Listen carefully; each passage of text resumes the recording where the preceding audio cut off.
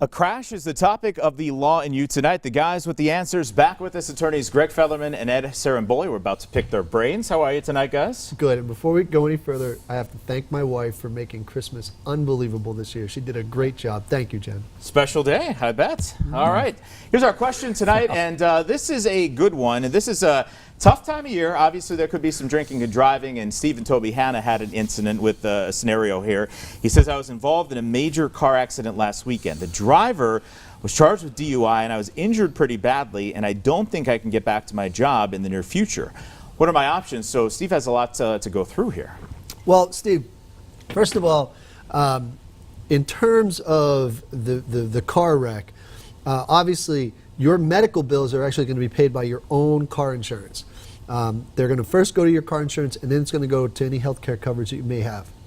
In addition to that, hopefully on your policy, you have wage loss, and you can collect up to the limits of that policy, really starting immediately. If you're not able to go back to work, you're just going to need a doctor's note saying that you're out of work based on your physical problems. I'll let Greg touch upon what you need to do in order to protect your legal rights moving forward with any civil suit, but that's going to be kind of the nuts and bolts stuff on the wage loss and the medical bills. Right, and then with the civil suit, it's really simple. I think in your case, with the injuries you have, it doesn't appear liability is an issue, so you would want to file suit as quickly as possible. Get the case moving. You're going to continue treating with your medical providers.